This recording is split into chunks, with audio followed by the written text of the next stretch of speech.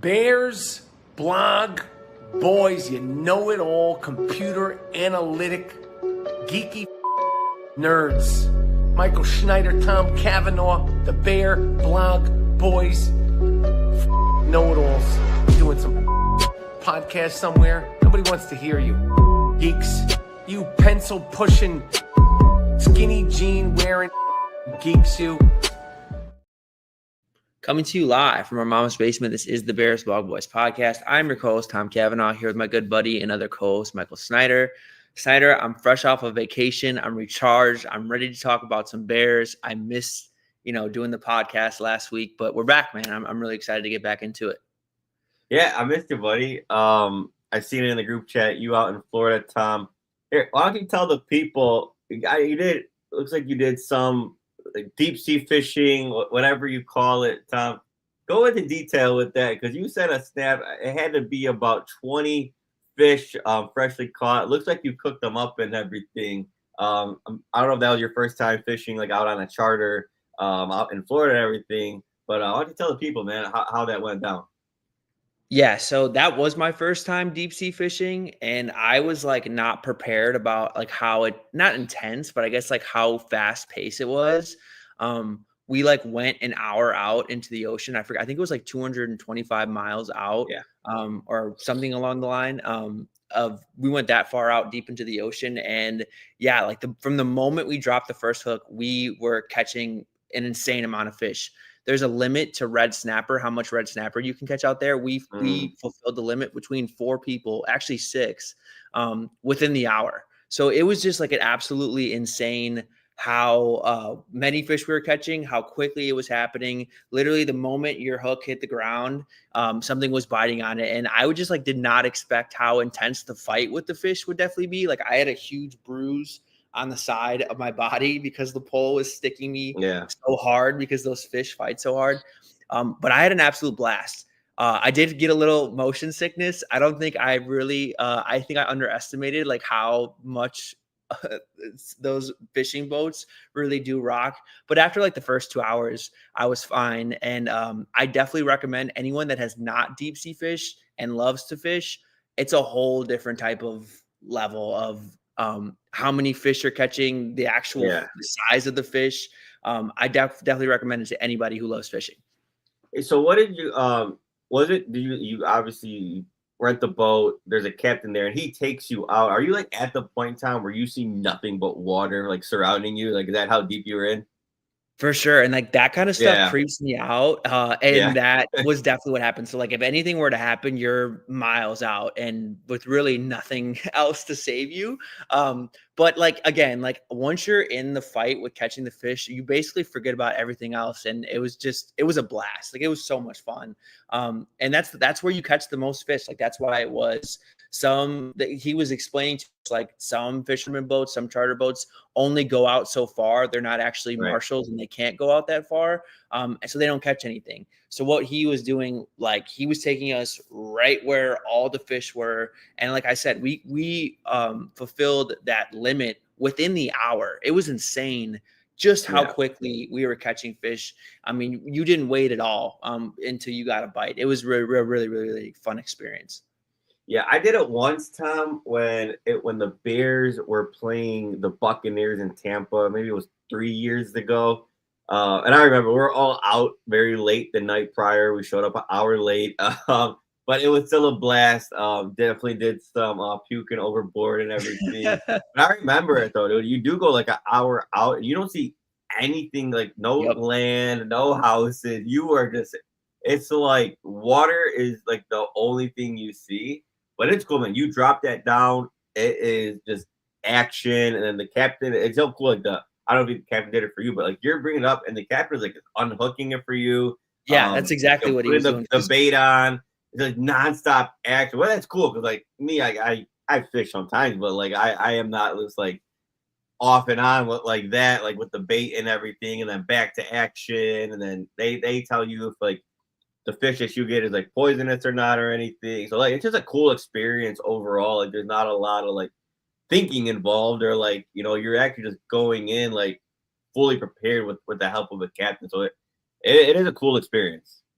100%. And like the thing I always associated with fishing whenever I've done it is like you wait around a lot. Like you're waiting, like in freshwater fishing, like you're waiting to catch something. Whereas this, like it's literally like you're almost like you're hunting an area of where there's a lot of fish. So it was a lot different. And the last thing Right. I'll add, Snyder, because I know we got to get into Rome, Yep. is I was like, did not understand what they meant when, because my girlfriend's brother-in-law, Mitch, was explaining to me like that we catch our own bait. And like I had no idea what that meant, or like Mhm.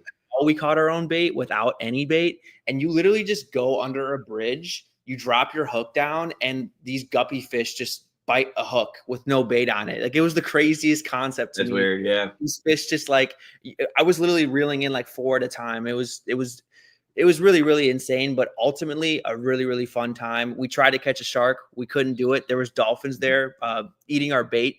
But again, anyone that loves fishing or like loves the hunt would definitely Mhm. recommend deep sea fishing if you haven't gone. Yeah, and that's cool. So that's really a big difference than like just your standard lake fishing. Like, 'cause Right. I could understand like, that gets maybe a little boring, but this is just like action. Like you're just on the hunt. But yeah, very cool, man. I'm glad you shared that. I definitely want to get out there again. It's been a while. Yeah, we might have to take a boys trip and do that sometime Yes, because sir. I definitely want to go back and do that again. All right, why don't we get into what we're going to be talking about today? We're going to be talking about Rome Odunze's 2024 season. We have covered, Snyder, a lot of the Bears' offensive issues last year. I think specifically with the receivers and kind of their deployment and why things went so awry last year. Um, and I think when you're just looking at in a vacuum Rome statistics and not factoring in some of the context that we've laid out going over the course of last year, you would think that Rome Odunze had a very, very disappointing season. I mean, like statistically, there's no doubt about it. I mean, I know he had 700 yards, and when you look at when you look across the league at the rookies who had overall a decent accumulative number of yardage, he looks okay. But when you look at like a yards per route ran metrics, he's terrible in almost everything. And the one thing I'll say why I push back on, yeah, that's usually a pretty good measure of how a rookie did or how a receiver did. Those yards per route run metrics, those targets per route run, all those numbers I think are very, very good. But when you look at the Bears as a whole, none of the receivers did good in any of those metrics. It was a bad offense, right? Their plan Right. was to go have the offense go through Keenan Allen. And we saw DJ Moore suffer that. We saw Keenan Allen just not be the player he once was and wasn't efficient, even though the offense was trying to be ran through him. And then Rome Odunze, I think, suffered more than any other receivers because at least towards the end of the year, I think the staff, the new play caller, made more of an effort to get DJ Moore the ball. I don't think that ever really occurred for Rome. Yeah, it was a frustrating thing, Tom. And I know again, the advanced numbers for Rome, they're not what you want there. But I'm glad you pointed out like that was the case for everyone. And DJ Moore, yes, he was pumped up a lot of targets, and then he did lead there. But there was just no reason why Keenan Allen should have been pumped in, 117 targets, 70 receptions, like and that's the thing that was frustrating there, Tom. But again, I know you've dived into it. I've seen a lot of threads, like a lot of people diving in to Rome's film. Man, he would win a lot off the line of scrimmage, or you just see plays where both him and Keenan Allen actually were like wide open, but then it would go to Keenan Allen there. So there's a lot of missed opportunity, at least on a stat line for Odunze there. 100%. And that's where like I think we should start the conversation that you have to look past the statistics. And I know a lot of people want to not do that, right? I think it's a lot easier to look at these like threshold stats that you want your rookies to clear and you want your receivers to clear. And then when they really fall short in the fashion that Rome did, where he fell like dramatically short from these statistics, they kind of just throw everything out and say like, I'm going to cool off on this receiver. I'm not going to have high hopes for him because of how bad of the start of a career he had. But really, I think in this situation, when the whole entire offensive infrastructure was as dysfunctional and disorganized as it was, you really, really have to watch the tape. And I think a great tool and a great, I guess, method is Matt Harmon's reception perception. And I'm just going to share his profile right now.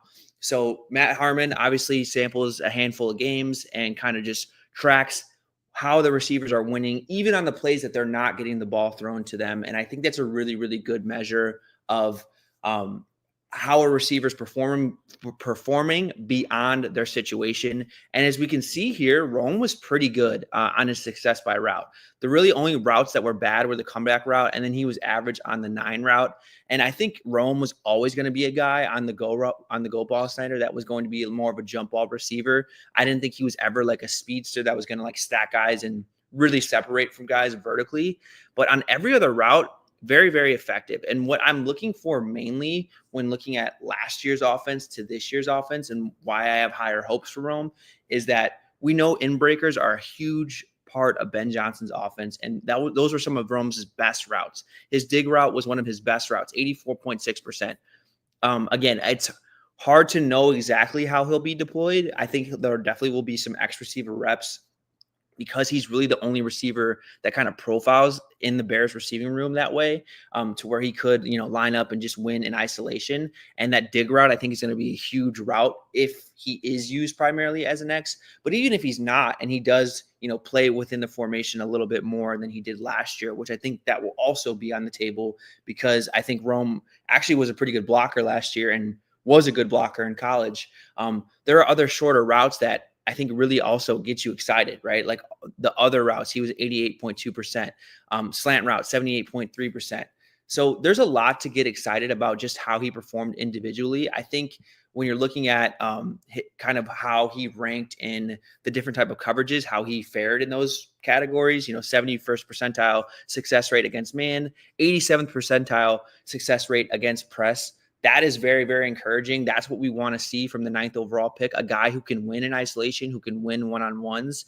I think the film, Snyder, and this mark of the 52nd percentile against zone is pretty accurate. I think that's kind of where Rome struggled the most, figuring out different coverages and where to uncover in zones. I think that was giving him trouble. I think him and Caleb's connection in those situations were also just they were never on the same page.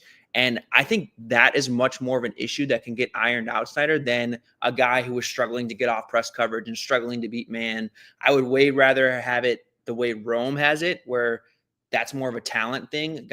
Only certain guys in the league can do that at a high level, than for a guy who couldn't figure out zone. I think that's a lot more easy to fix. Most definitely, right? Like you see on the film that he's doing the hard things, right? Like beating man, getting off the line of scrimmage, and press. The thing is that, like, again, we could talk about the Bears offense and all the issues there, but my thing is like watch the games again, right? Even in live time, right? Like you could see that like Rome is a hell of a football player, right? Like the box score wasn't pretty, but Tom, like there wasn't like game in and game out, like, oh dude, like this guy, like dude, I'm kind of concerned, like it's not looking good. Anything like that. He's a ball player, and I just think like the timing was a big issue with him and Caleb. The opportunities like weren't there. Like if you go back to like his advanced stats in Washington, like I know he was predominantly outside wide receiver, but they used him in the slot. He was good at missed tackles forced and everything. But he just didn't really have that opportunity last year. It was really going in order primarily to Keenan Allen, then DJ Moore, and then Rome was kind of like your third option there. 100%, Snyder, and I'm really glad you brought that up. So we talked a lot about kind of how each receiver was deployed, and I thought that was an inaccurate way to do it. I hated the way that they were deploying each guy, but I will say that even though DJ Moore was the X, that was a mistake in my opinion. They shouldn't have just pinned him as the X. I would rather have Rome as the X. But even though that DJ Moore was the X for most of the year last year, he had a defined role in what he was doing. Like he ran a handful of routes. That's what he did. Same with Keenan Allen, right? Keenan Allen was the slot player, the underneath player. He ran a handful of routes. That's what he did. Rome kind of just filled in where they needed him to, right? They didn't have a plan for him. The best case I could point at when you're looking at stats is Rome ran the 10th most vertical routes in the NFL per next gen stats. And when you look at where the Bears really struggled last year, they were a terrible vertical passing team. Caleb Williams was like one of the worst vertical passers in the league last year. And in the first half of the year was like one of the worst vertical passers of all time. So when you're looking at reasons why he didn't produce, that's a huge reason why, because he was the primary vertical receiver and kind of just filled in as that role wherever the Bears needed him. So whether that was in the slot, whether that was off the line of scrimmage, whether that was, being motioned in the backfield, like things you wouldn't really expect Rome Odunze's skill set to be utilized the best. He has always been a guy you want as somewhat of your X receiver or isolated receiver, or the guy going up against press, someone you want on the line of scrimmage. And that just flat out wasn't the case. He was moving all around the line of scrimmage. And I know sometimes we associate that as a good thing, but as a rookie who you want to produce right away, I would rather him kind of ease into more of a versatile role. I'd rather put him in a role he's comfortable in that he did in college. And that just flat out wasn't the case. They just kind of used him where they needed him. And I think that was a huge reason why we saw some of the struggles against zone, where you have to think a lot more and you're being asked to do things you never were in college. I think that's why we saw a lot of those struggles. And I'm hoping that he has I'm expecting, honestly, he has a more defined role with Ben Johnson in this Bears offense. Yeah, and Ben Johnson's going to be much more detailed, put him in more positions to succeed. And that's the thing, Tom. Like in the NFL level, like it is so like you need to be comfortable, right? You need to build those instincts, and it just seemed like he just couldn't gel there last year, and we understand why. The thing is, I forget what game it was, Tom. It was like one of those late games where may have been like 3rd and long, or maybe it was 4th and long time. Correct me if I'm wrong.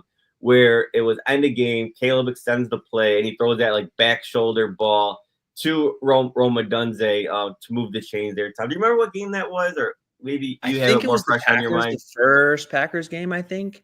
That's where my mind was at there. Here, Rome Odunze in college, I remember he had, when you watch this film and you seen the highlights and the way he was able to snag like the contested catches, it was like one of the most dominant like just ball trackers, ball skills that I have seen.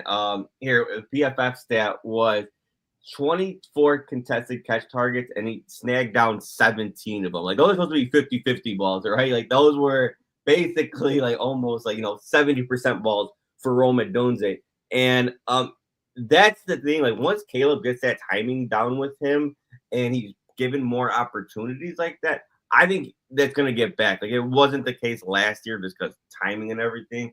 But I think Roma, you're going to see that more with Rome Odunze once Caleb gets that timing down, that he is going to be back to being dominant in that field as well. Like you've seen it on that back shoulder. I think he's going to be trusted as that safety blanket late in games, and I hope they utilize that more. Most definitely, Center. And I'm glad you brought up the contested catch percentage, because that was something that didn't go away in the NFL. Rome Odunze was 3rd in the NFL in terms of contested catch percentage. He had 18 contested targets and 13 contested catches last year as a rookie in a bad situation. And a lot of the times where I think that connection fell short was because Caleb Williams just airballed him, right? Like there was really no prayer on a lot of those plays that Rome could even come down with. And when he did have those opportunities, he came down with most of them, right? PFF charted them really high. From just watching, I thought that was one of the better things he did. There was a play against the Lions as well where he just goes up and elevates and takes the ball right out of the air. And I think that's kind of what I'm envisioning the type of player Rome Odunze to be. More of the T. Higgins type. I don't know I never thought he would be this like elite number 1 wide receiver. Like when we talk about like elite number 1 wide receivers, I'm thinking Jamar Chase, Justin Jefferson, AJ Brown, guys that can literally do everything. There's no weaknesses in their game. I don't think that's the case for Rome. Like I don't think Rome is like a great yards after the catch player. He's not a bad player by any means. I don't think he's like this elite athlete that can just like create explosive plays whenever he gets the ball in his hands. But in terms of like a guy who's maybe like a fringe wide receiver 1, an ideal wide receiver 2, or a guy that can complement a guy like DJ Moore who has those same kind of traits where there's obviously holes in DJ Moore's game, but his elite traits are dominant, and he can have moments where he looks like a number 1 wide receiver Odunze is kind of in that same vein. And he kind of reminds me like of a T. Higgins type. But I think the upside with Rome is he's a lot more fluid. He can break guys off his routes a lot easier than a guy like T. Higgins. T. Higgins is like a power player, above the rim player, where there's obviously elements of there's strengths and elements of that in Rome Odunze's game. But I think what you get excited about Rome, and Antoine Randall L even said it, he said he had Rome Odunze as his number one wide receiver, is that he can really get in and out of his breaks more so than you would expect from a bigger receiver. Well, I like the T. Higgins comparison a lot, Tom, when you look at the ball skills.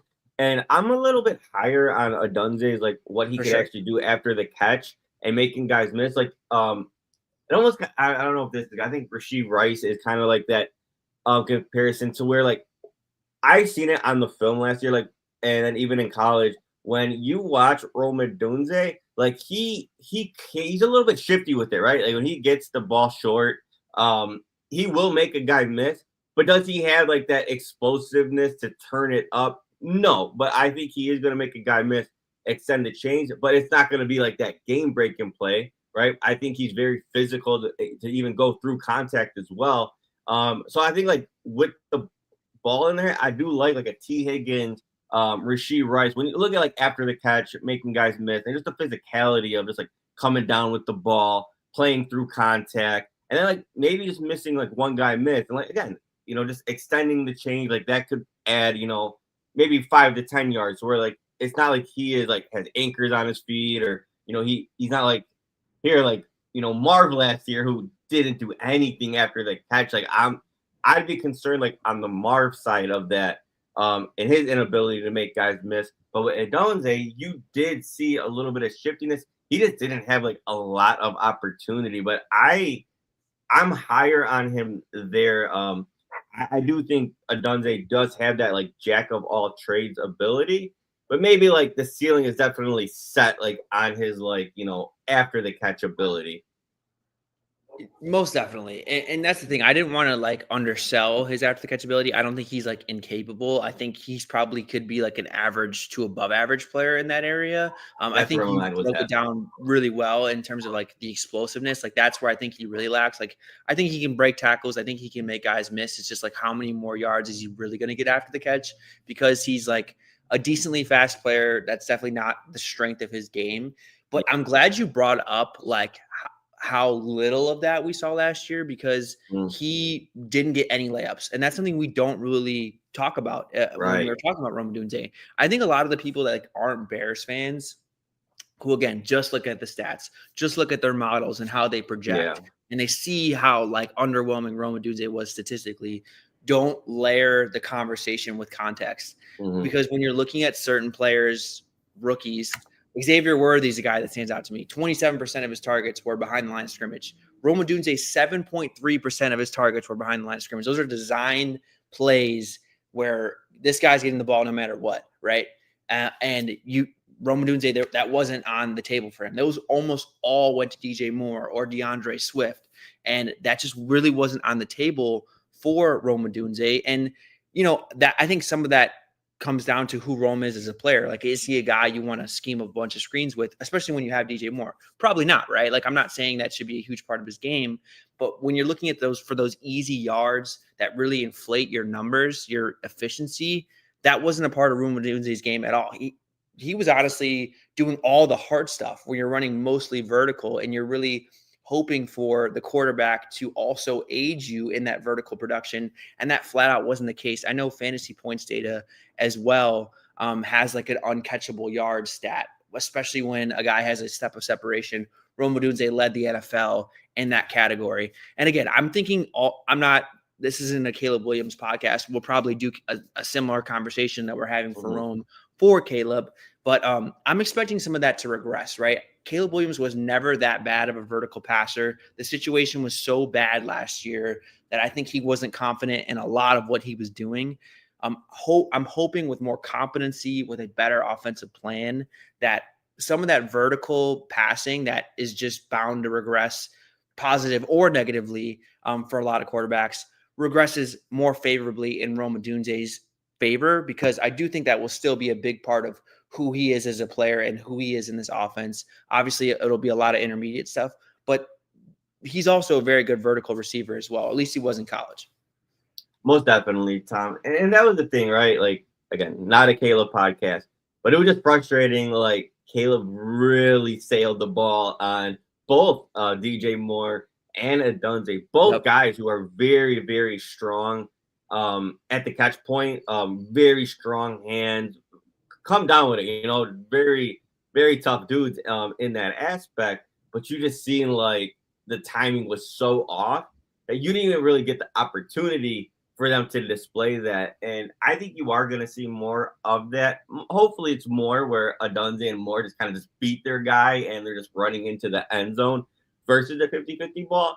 But if it's not, where they're just kind of, running into the end zone, you want to see just a more opportunity of Caleb just giving them both the chance there. And I think Rome, that's really his calling card, right? Like it did translate from college to the NFL. I think you add, maybe 15 more opportunities, 20 across the season.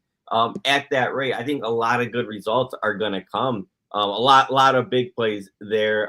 Ben Johnson loves plays like that. He does say that a lot. So I think you're going to see it more. I think that connection and just the timing in general is going to be more laid out with Ben Johnson that you are going to see. I think Rome really, really benefit there.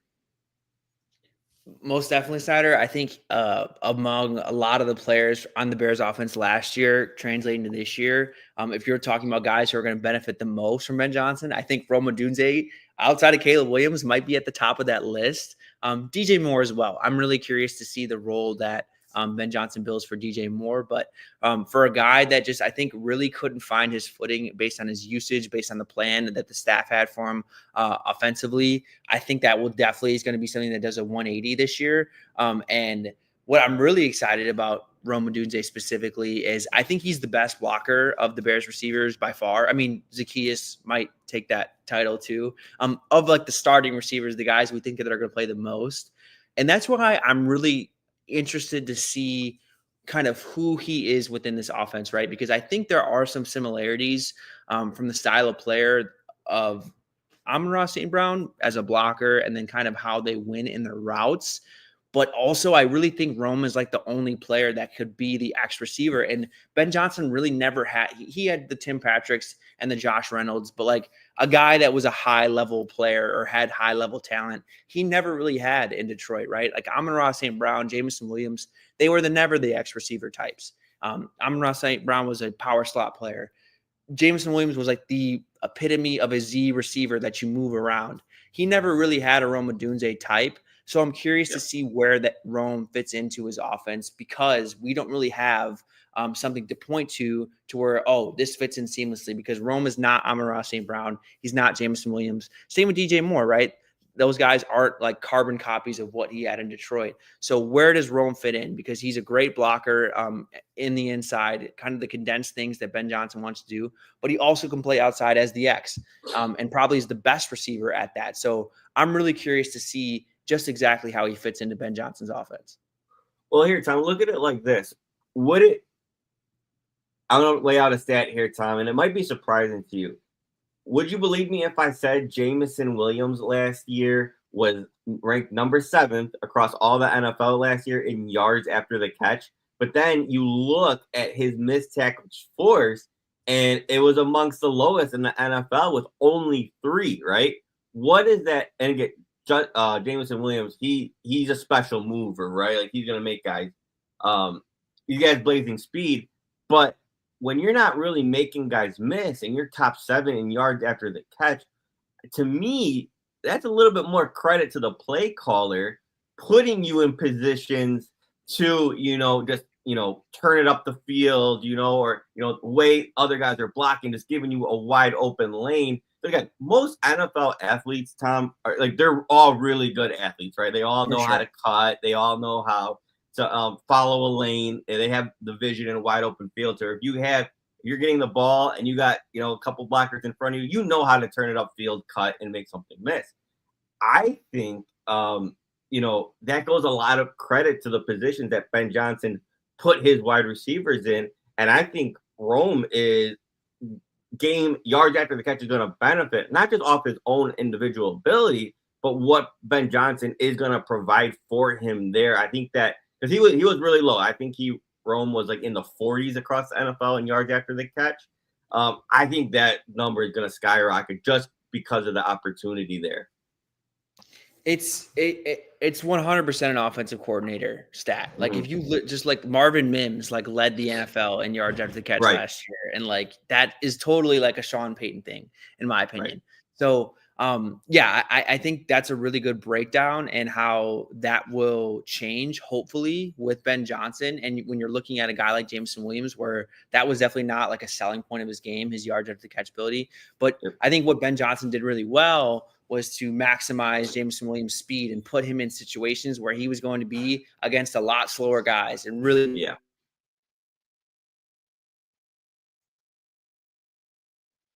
trying to understand, okay, what from Detroit is going to come over to the Bears, because it's a different receiving core. And I think Rome is the most different of the guys that Ben Johnson has had. And I wonder what like an X receiver would unlock for like maybe Ben Johnson feels like he doesn't need to be as condensed when he has players that couldn't win in isolation more, like a Rome Odunze. And I'm not saying like Amon-Ra St. Brown couldn't win in isolation, but we all know he was best from like a standpoint where he had a two-way go. That was where he like in the intermediate and middle parts of the field, that's where he was at his best. And I think you're with Rome, the potential is you can do a lot more on the outside, and he can also do some of those same things on the inside. It's just whether or not how Ben Johnson sees him. And I think the thing that's not being talked about enough is I think Rome could be one of the better blocking receivers in the NFL as well. And we just heard Ben Johnson talk about the players he wants to design touches for, get involved, are the guys who go all out with the ball when the ball's not in their hands as a blocker, as, you know, a decoy running their routes at full speed. And I don't think either of those parts of playing receiver are going to be an issue for Rome. Most definitely, Tom. And we feel good about how creative and how Ben Johnson can be if he wants to force feed some guys. Like they're going to eat, right? Like they're going to get great opportunities. And, you know, don't see like what if you had 12 personnel, you have Odunze out there, you have more out there, and you have Komet and Loveland blocking for Rome Odunze there. Like that could be scary as well. I just think there's so many chess pieces and so many mismatches that if Ben Johnson wants to force feed someone the ball, he's going to do it, right? It's funny, Tom, I came across a clip made about like a week or two ago how Julio Jones was on a podcast and he talked about like in the Super Bowl, how he only had like 4 targets, right? Like that's not going to be the case of like a Ben Johnson, right? In his playmakers and his wide receivers. So I really think, Tom, he's going to be super creative in getting in feeding his guys and just putting them in opportunities to get the ball and then just win after the catch, and not just individually win after the catch, making guys miss. I'm talking like scheme it up where they have basically a walk in the park to really make an explosive play. Most definitely. That's what I'm also really excited to see. Just being put in more favorable situations.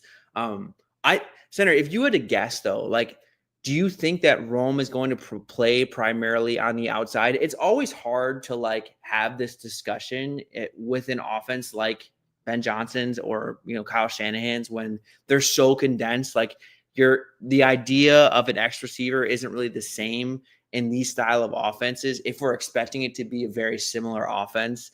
So like, where do you see Rome fitting in? Because I think he will play primarily as the X, I guess. Like, I think, because I don't know. I just don't think like you're not putting Burden as the X. Like you're definitely not putting Burden as the X. You're maybe putting DJ Moore at the X at times because you are more condensed. You are giving him more room to work with. So like, is that how you see Rome Odunze? Because he is kind of the only guy that profiles to that style of receiver. Yeah, it's tough to say, right? I think the best off the line of scrimmage beating press. I think that's Odunze. So typically, you probably want that guy outside. But again, I just look at here, and maybe I'm getting a little bit carried away. When it comes to ability, and it's like sensing like a jack of all trade. I think the 3 wide receivers, DJ Moore, Rome Odunze, Luther Burden, yes, they're some are better than other at other things, but I just think like I don't want to just put Odunze outside, right? Like I want to see Odunze be lined up in the slot, being condensed a little bit, and kind of having like that maybe easy button to allow him cook maybe in the middle of the field, maybe make a guy miss and set up, more blocking for him. And I feel the same way with like a Luther Burden, right? I know in college, right, he was primarily a slot guy, but when you look at his athletic profile, he has the ability to win outside, to win vertically, to be nasty after the catch, So and at DJ Moore, we've seen it just 1 year prior, 1,300 yards receiving, one of the most explosive guys after the catch. And even last year, Tom, DJ Moore was still top 5 in yards after the catch. And we know he did not have it easy at all. Like those were very, very earned individually yards after the catch.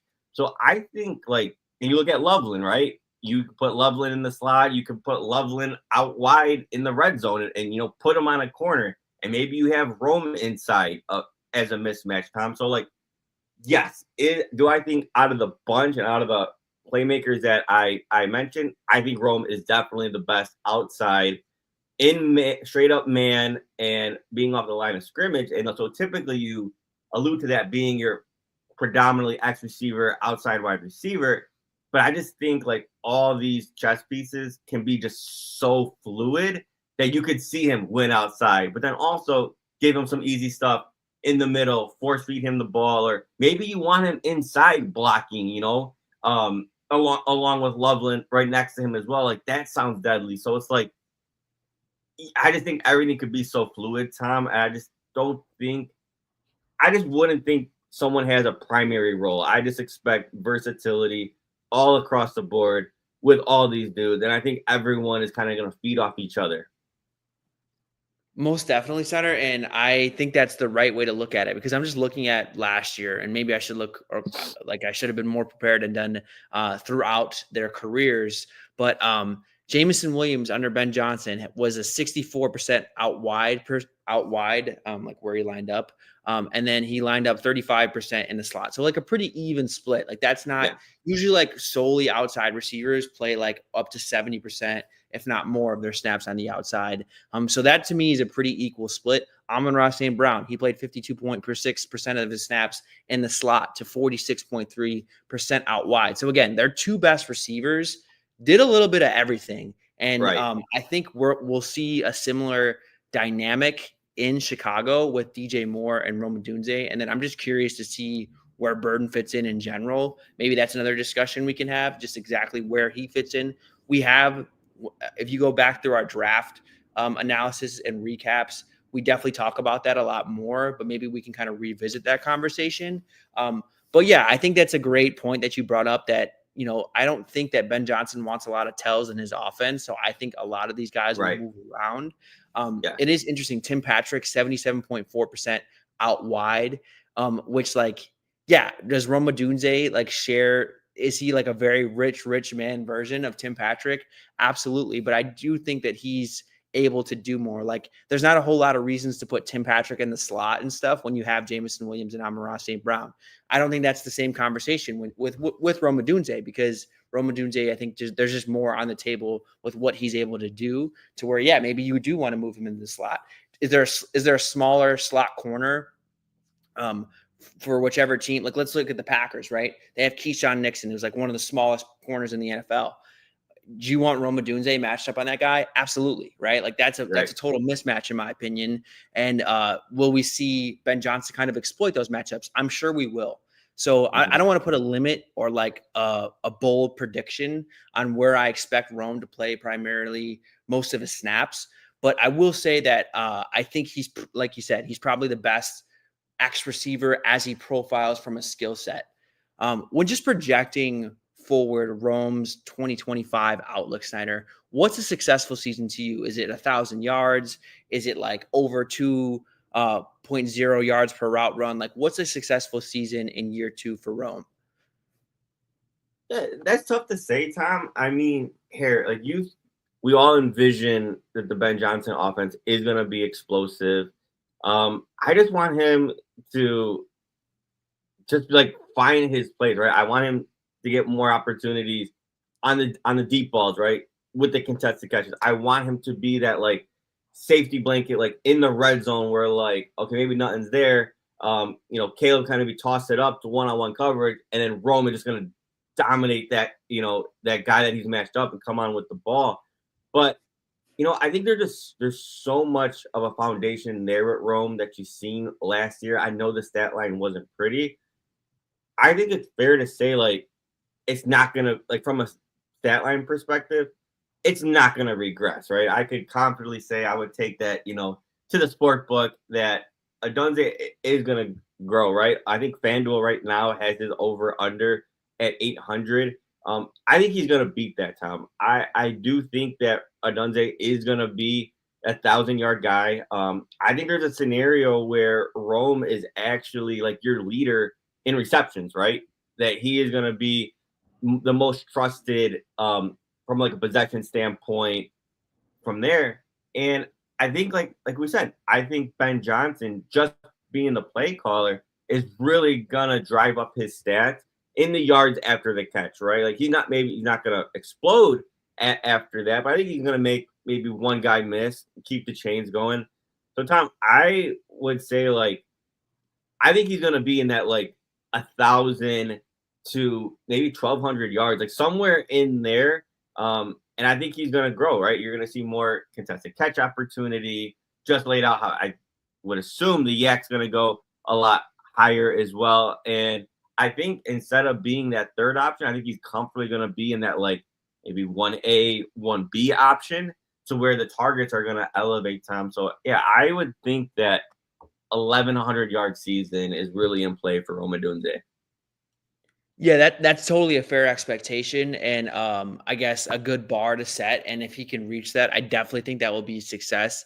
I think, like you said, though, Snyder, like there is going to be some natural positive regression here, right? There's going to be a better offensive role for Rome with a much better play caller. He's going from one of the worst offensive play caller usage situations to probably one of the best. Like I know it's requires a little bit of projection, but when you look at what Ben Johnson did really well in Detroit, was he knew how to utilize every single player to their full maximum. Like he got the absolute most out of his skill position players. And I don't think that's going to be any different with Rome. Really, it's going to be the strides that Caleb takes and the strides that their connection takes. I think we were expecting that to hit the ground sooner than later last year because Rome and Caleb were good friends. They were drafted together. I thought that was a connection that was going to hit the ground running a lot when really Keenan Allen and Caleb's connection was really the only one that was okay. And even that was disappointing. So that is going to have to take a lot of strides for it to pay off from a statistical standpoint.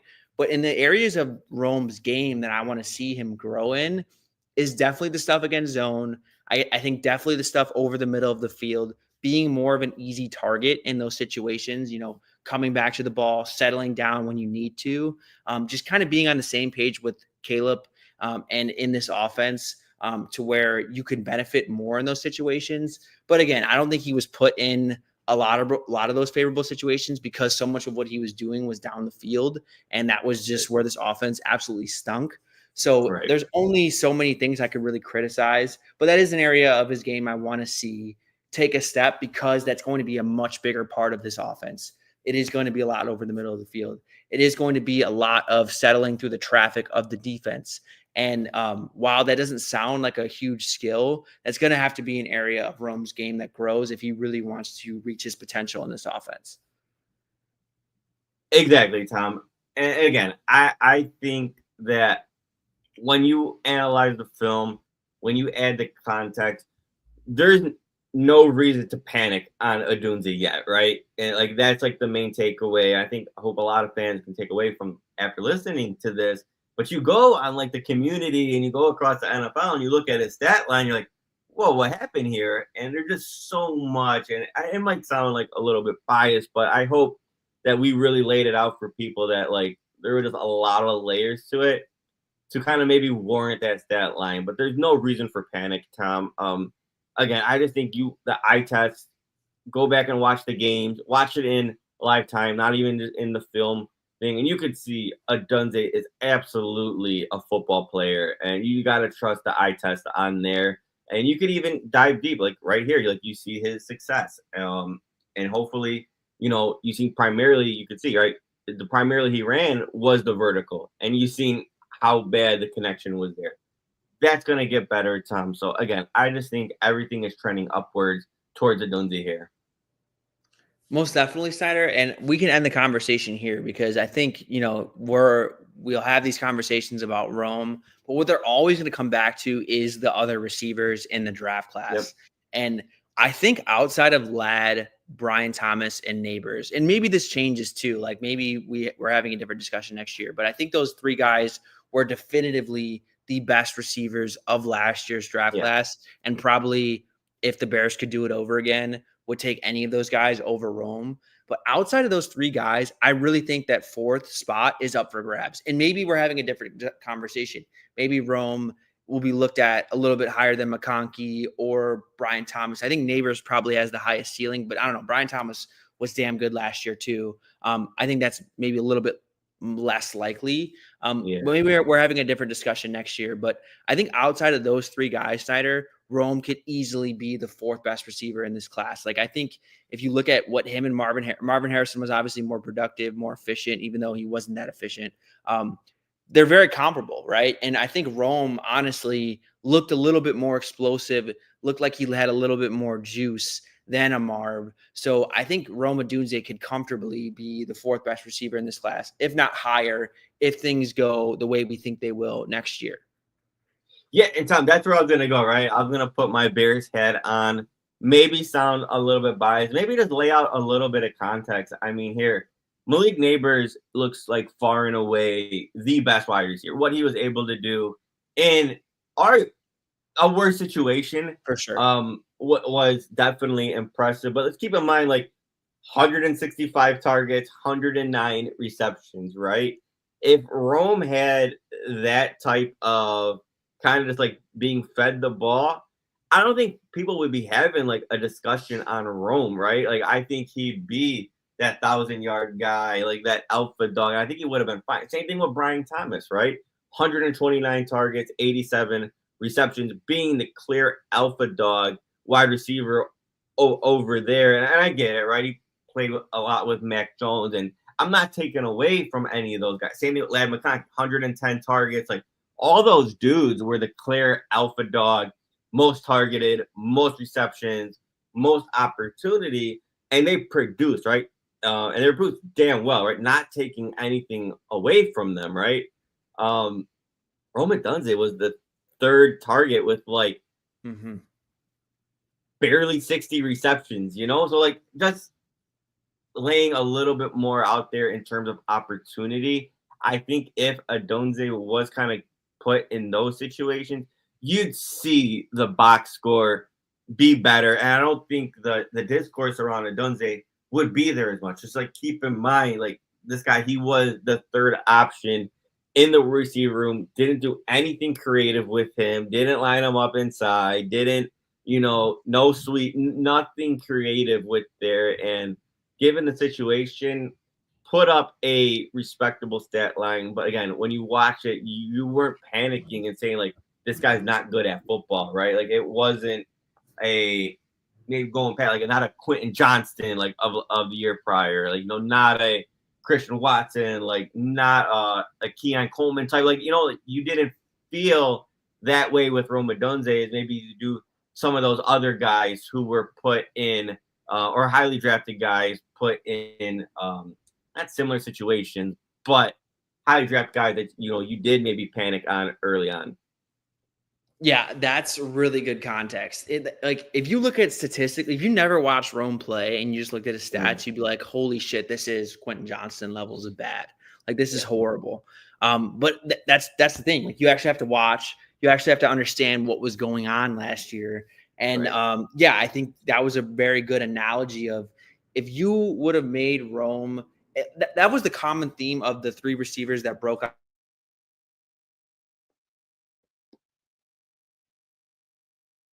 he was like great target competition anyway. Christian Kirk got hurt, so Brian Thomas really became the ultimate number one receiver. Ladd McConkey he was the number one receiver from day one. Like he had no competition heading into the Chargers. And then Malik Neighbors the same way. Like Darius Slayton is a solid player, but definitely wasn't on the caliber of talent as Malik Neighbors. When Rome Odunze, I kind of was going in with a deck against him. Chris Beatty was Keenan Allen's like best friend, was the wide receiver coach. Clearly, like that, there was a lot of favoritism going on there. And then DJ Moore was paid player on the team. So the politics in the room, I think, really also hurt Rome. And the other guys that broke out didn't have to deal with that. I think even like in Marv's situation, where I think Marv obviously was not used to the best of what they could have gotten out of him too. I don't want to open up can of worms with that discussion, but even in that situation, I think you saw just him with the lack of targets being there still benefit from a box score perspective that I think we could have seen similar production with Rome if he was in that situation, which even that wasn't a great situation. Yeah, and I think here, just a little bit on Marv. I think Marv is a fine player. I just think you've seen a lot last year where, like, when Marv would win, Kyler, the timing wasn't there, right? And then opposite, right? Marv maybe wouldn't win, and then Kyler's like kind of giving him a rough ball there. So I think like there was a lot of issues there. But again, he was still the de facto easily alpha dog wide receiver one, not mentioning Trey McBride, just the wide receiver room. That still was obviously not the case with Odunze. So, I think, in that situation, obviously, I think Odunze is a fine enough football player to where if he was giving all those opportunities, you'd see it, the stat line be more where I guess fans expect a number 9 overall pick to be. Most definitely. That's a good breakdown, Snyder. And the last thing I'll say, maybe I should share the screen, but like outside of the big three, Ladd McConkey, Brian Thomas, Malik Neighbors, I think this entire class was kind of disappointing in their first seasons. Like usually like a good indicator. I think like anything over like 1.8 yards per route run is a decent season for a rookie. But outside of the big three, which they were all over 2 yards, like they all cleared that kind of by a long shot. Jalen Coker was fourth with 1.72 yards per route run. I think like everyone was pretty disappointing from that perspective. So and this was supposed to be like a generational wide receiver class, right?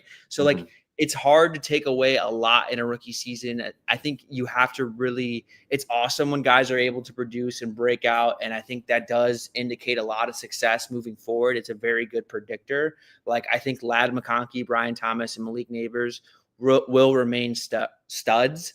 But you also have to look in the context of why some guys didn't compete. Like Ricky Pearsall is a good example, who I wasn't even that big of a fan of, but he gets shot in the beginning of the season, right? And like that totally threw a wrench in how he was going to hit the ground running, because he wasn't able to hit the ground running, right? He was still learning. He wasn't able to play right away. And Rome Odunze, same way. He was banged up in training camp and in the offseason, and I'm sure that played a factor into how quickly he was able to grasp the offense. So there's just always context you really have to look into, guys.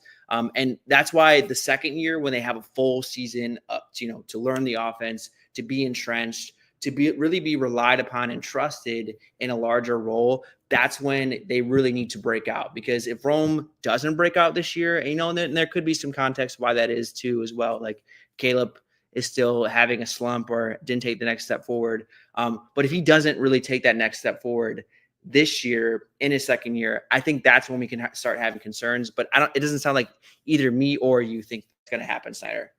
Yeah, I think a good reference, Tom, to compare like where Rome kind of got lost is like, look at last year with the Seattle Seahawks, right? Yes. You have Jackson Smith-Njigba, very high draft pick, right?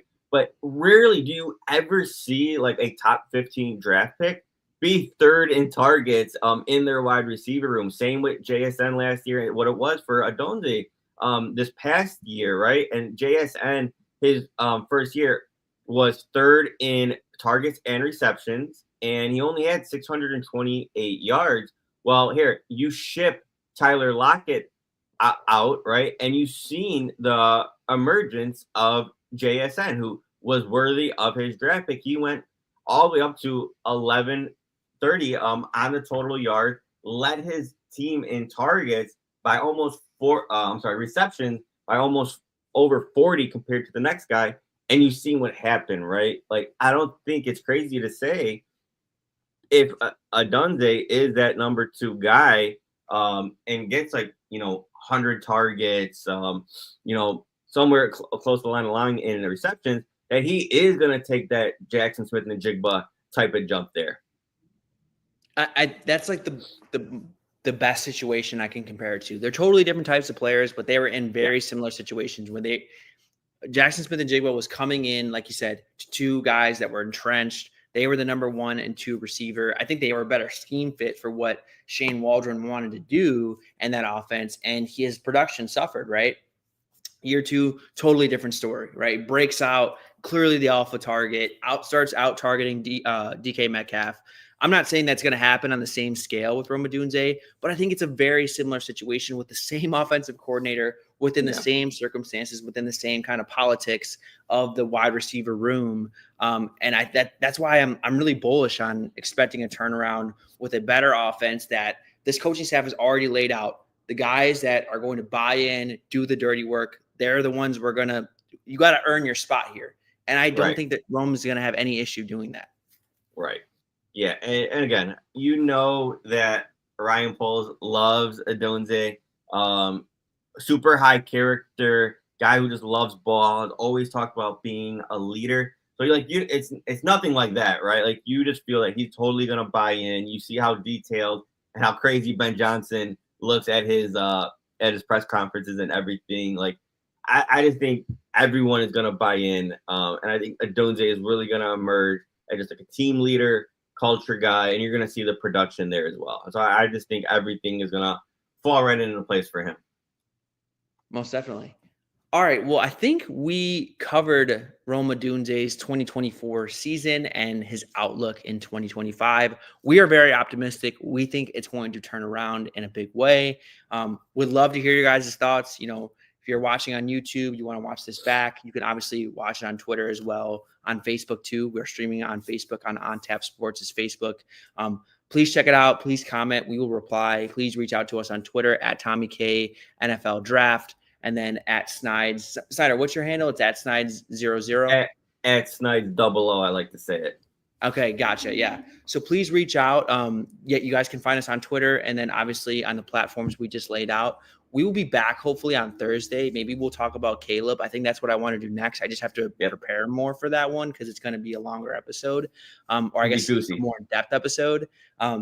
So until we meet again, y'all, keep it real. Bear down. Bear down.